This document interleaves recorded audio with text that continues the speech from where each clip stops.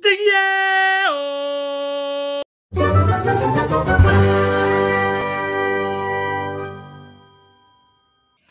Yo, what's up? Para penikmat Dupa Nusantara, bertemu lagi kita di Dupapedia. Hidupkan Dupa, nyalakan bahagia. Petau! Sedap! Bertemu lagi kita. Huhui.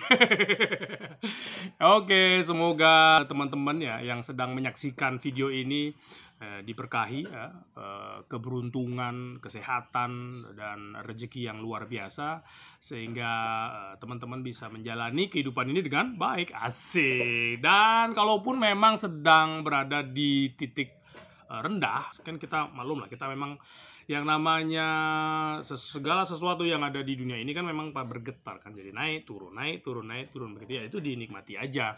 Dan fluktuasi yang kita alami dalam kehidupan saat ini adalah gunanya untuk apa? Untuk memperluas persepsi kita.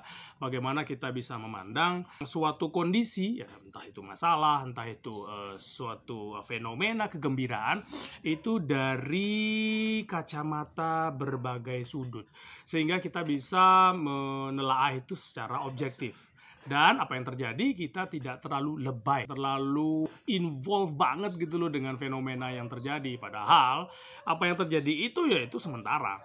Jadi dia bisa datang dan pergi, dan itu seperti tamu. Asal kita melabelkan labelku dalam setiap fenomena yang kita hadapi, entah itu materi yang datang pada kita, entah itu hubungan, relationship, entah itu apa saja lah, you name it lah gitu. Entah itu mungkin penyakit sekarang kan, Anda menyebutkannya itu sebagai labelku. Ini penyakitku, ini masalahku, ini istriku, ini keluargaku, ini anakku. Itu keterikatannya akan semakin kencang ya. Agak sulit kita melepasnya. Jadi untuk teman-teman ya, memang kalau kita masuk ke dimensi keheningan kedamaian itu memang perlu usaha dan niat ya. Jadi usaha dan niat itu memang perlu dilakukan secara konsisten. Walaupun memang ada banyak sekali kan badai, ada banyak sekali cobaan-cobaan, ada banyak sekali ujian-ujian yang memang harus kita hadapi sehingga kita bisa naik tingkat. Dan kita memang terkesan sulit ya. Terkesan sulit itu kenapa? Karena kita sudah selalu berada di batasannya kita. Ketika kita menghadapi ujian, kita selalu berada di batas paling tingginya kita, batas akhirnya kita tuh. Nah, di situ ya makanya kita tahu kita bisa mengembangkan potensi kita di sana. Kalau kita tidak bisa mentok, kita tidak merasa mentok, belum greget itu masalahnya. Jadi apa yang jadi kalau kita mensikapinya ya kita bersyukur gitu lah atas masalah-masalah yang kita hadapi. Nah, kembali tadi yang ke dimensi keheningan tadi adalah gunanya apa? Untuk memperluas persepsi. Jadi untuk teman-teman yang punya persepsi yang sudah cukup luas, nah sudah tidak ada masalah lagi, toleransi itu sudah tinggi sehingga kita bisa melihat orang lain yang ada di sekitar kita yang ternyata berbeda dengan kerangka pikiran kita, kerangka pola hidupnya kita, itu kita juga tidak cepat tersinggung, ya kan? Terutama juga friksi-friksi itu terjadi sebenarnya adalah kesalahpahaman antara kedua belah pihak yang memandang suatu hal itu dengan cara yang berbeda. Ketika kita bisa memperluas persepsi kita bisa memandang hal itu dari kacamata lawan yang kita ajak bicara. Sehingga kita bisa mengurangi, ya kan? Mengurangi terjadinya friksi. Itu dia tuh yang penting. Kalau kita bisa menghindari beberapa potensi-potensi friksi yang terjadi dalam kehidupan kita bisa saving ya, kita bisa saving energi kita. Keheningan-keheningan yang kita ciptakan dalam keseharian kita, dalam upaya kita bersyukur, upaya kita melakukan sembah bakti, rasa syukur kepada Ide Sang Yang Widi, Tuhan Yang Maha Esa, atau kepada alam, rasa terima kasih kita kepada lingkungan kita, kepada orang-orang yang ada di sekitar kita, itu ada memori positif yang bisa berbentuk energi yang kita simpan. Nah, jika itu kita keluarkan dengan cara kita emosi, kita ikuti ego kita luapkan dengan kesedihan, kita luapkan dengan cukup reaktif, itu hanya akan membuang-buang energi yang sudah lama kita kumpulkan. Sangat disayangkan. Itu dia tuh. Makanya sih teman-teman, dan terutama sih sebenarnya saya ucapkan ini sebenarnya untuk diri saya gitu loh, karena memang saya orangnya juga cukup reaktif. Nah, itu dia tuh. Bukan berarti saya sudah sempurna juga.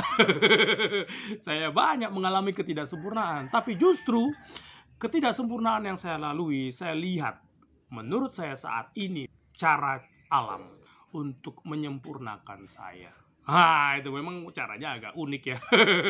Jadi wajar lah kan, kalau kita waktu muda dulu kan gitu kan. Sekarang saya juga masih muda, saya merasa muda.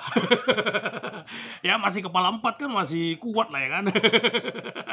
Jadi memang waktu kita masih muda gitu kan, kepala 2 kepala 3, memang teman-teman atau mungkin rekan-rekan kerabat saya, saudara-saudara saya yang ada di sekitar saya mungkin melihat ya kan, cukup lah kan, darah muda itu darah yang bergejolak gitu. Tapi seiring berjalannya waktu, saya mulai menyadari bahwa hal yang cukup reaktif terhadap segala fenomena itu hanya akan merugikan saya sendiri. Oleh karena itu, memang saya juga tidak sepenuhnya bisa mengendalikan diri saya saat terjadi sesuatu yang memang di luar dari kerangka berpikirnya saya. Kalau di luar dari itu, kadang-kadang saya mungkin cukup reaktif jadinya. Tapi sering berjalannya waktu, karena adanya fluktuasi-fluktuasi dalam kehidupan, itulah yang membuat kita, tempaan-tempaan itulah yang membuat kita bisa memperluas persepsi kita. Nah itu dia tuh, ketika kita bisa memperluas persepsi kita bisa memandang suatu hal dari kacamatanya orang lain. Nah itu dia, asik banget tuh. Jadi kita memang ya slow aja gitu jadinya kan.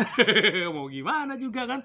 Orang-orang mau yang bertindak cukup picik misalnya, yang cukup membuat konotasi negatif lah gitu kan terhadap kehidupan kita, ya kita hadapinya dengan santai aja gitu kan.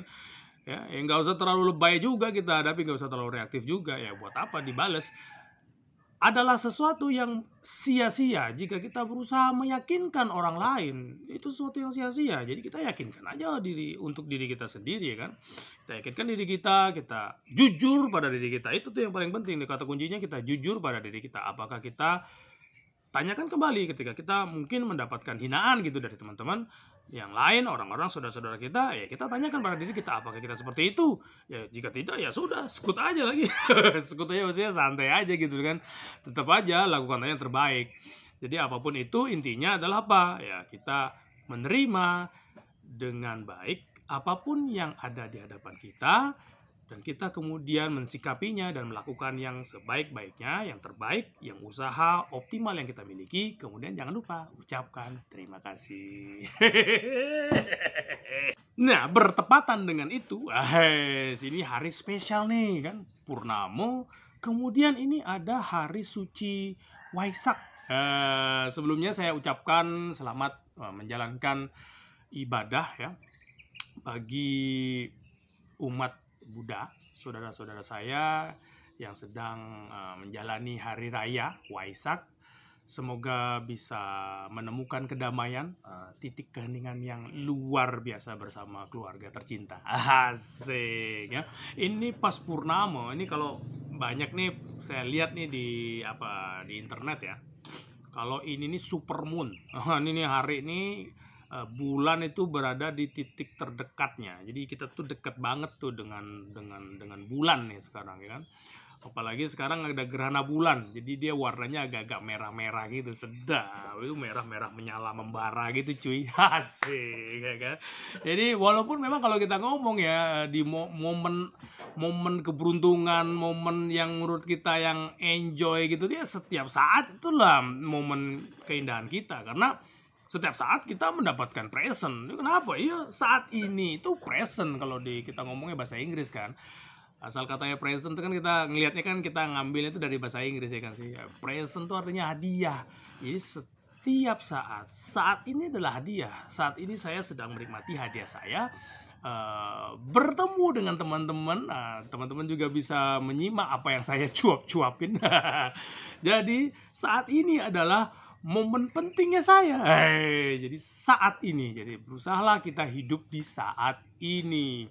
Dengan demikian, jika kita memang benar-benar bisa menghargai saat ini, di mana saat ini itu adalah saat ini tuh penting ya. Tidak ada tuh 3 detik kemarin tuh nggak ada, 3 detik yang akan datang juga nggak ada. Sehingga kita tidak terlalu terikat dengan masa lalu. Kita juga tidak terlalu khawatir dengan yang masa depan.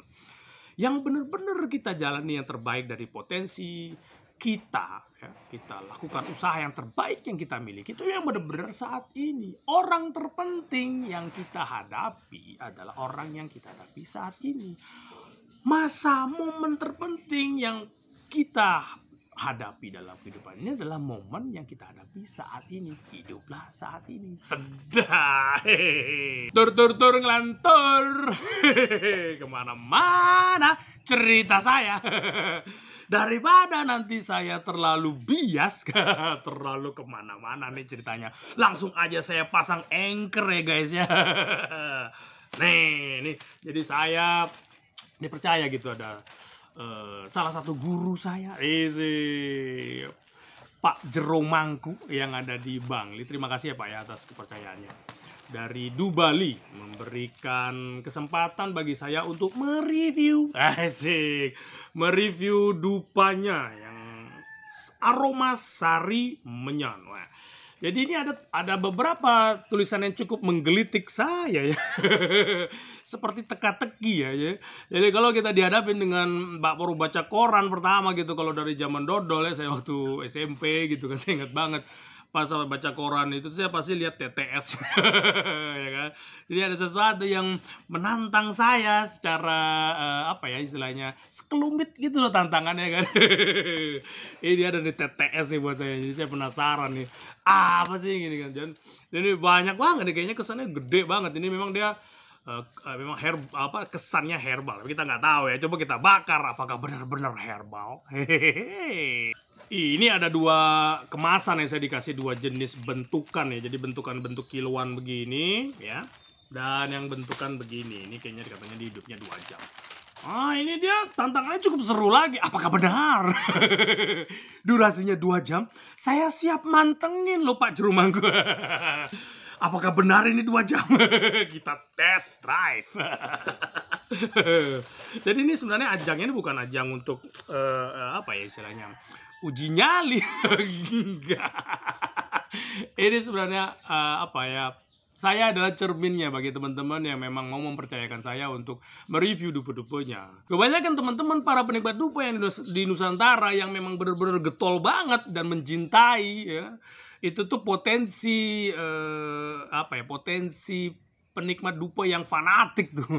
Rata-rata tuh teman-teman yang menyaksikan ini tuh dia nonton yang gini-gini nih kan gitu, dia nonton pasti reviewnya. Nah, itu akan menambah insight baru tentang suatu produk gitu.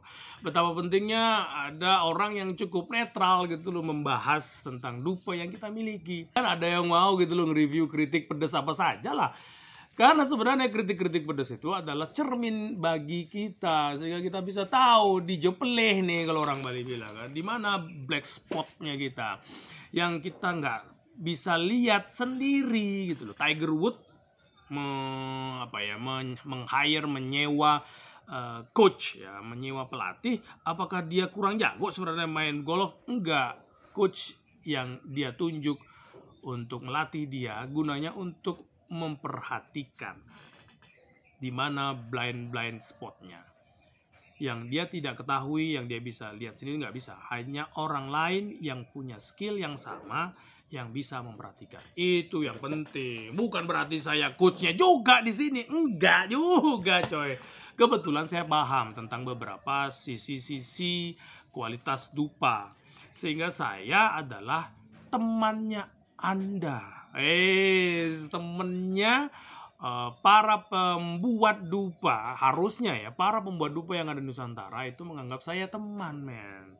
Jadi bukan justru lawan, sesuatu yang memang perlu dihindari. Saya itu cerminmu. Di sinilah ajangnya untuk bercermin kan, sudah seberapa mantap jiwa kan dupanya kita. Yang tadinya kita punya kenah nih, kita punya niat untuk membuat dupa ini memang benar-benar tersampaikan. Sudah berapa persen yang terdistorsi hambatan-hambatan itu dari banyak faktor kita nggak tahu. Kita niatnya bikin yang sebegini, nanti nyampenya pemahamannya yang diterima oleh pasar itu segini. Nah, itu yang bisa kita adjust. Jadi kita dapat feedback di sini. Feedback itulah gunanya untuk mengejas kualitas kita. Inilah yang saya maksud, bagaimana kita bisa ngomong yang namanya value dalam meniti brand equity yang kita punya. Brand equity, kita ngomong brand equity, sedap. Ini brand equity nih. Dubali itu brand equity. Merek yang teman-teman pegang, ini untuk teman-teman pembuat dupa nih, yang ada di Nusantara, merek yang kita pegang itu brand equity. Secara holistik dia memegang apa yang sedang kita kerjakan, niat yang sedang kita ingin sampaikan dalam membuat dupa itu, bahan-bahan yang kita pilih, sistem kerjanya teman-teman yang sedang bekerja membuat dupa itu tercermin di bungkusan ini, tercermin di merek ini. Ini brand equity. Brand equity itu merupakan intangible asset yang orang tidak bisa colong. Karena itu integritas, karena itu nilai yang tidak bisa orang colong. Atau tidak bisa orang rebut.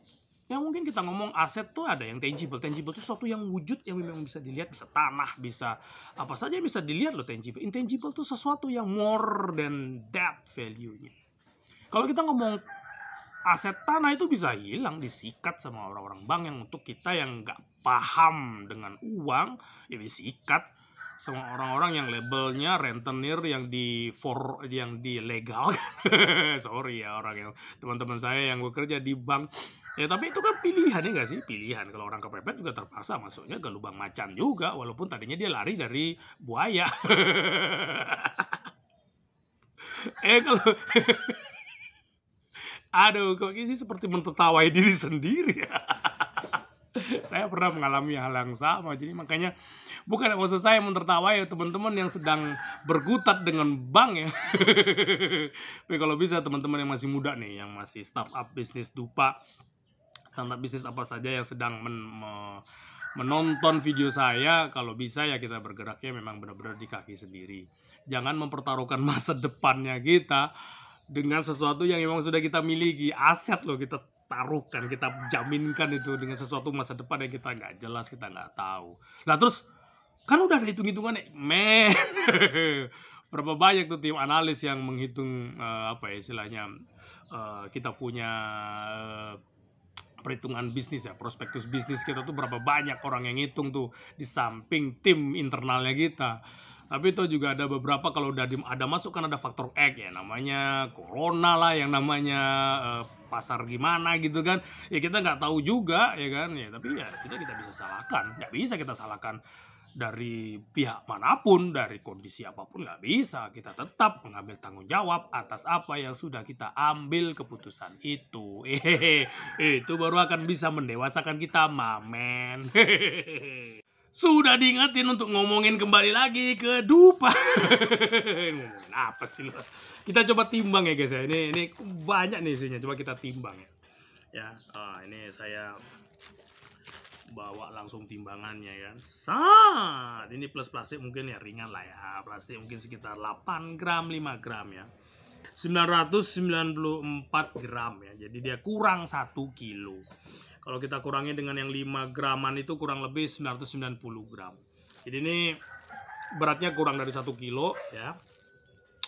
Dan beliau sudah cukup jujur, tidak menyebutkan ini beratnya berapa kilo, tapi segininya udah cukup gede. Dan coba kita buka ya. Nah ini juga yang 2 jam ini nanti coba kita eksekusi. Nah, itu 2 jam ini katanya bahannya sama ya. Bahan sama, tapi dia hitungannya per jam. Dan diameternya juga lebih gede ya, lebih gede diameternya.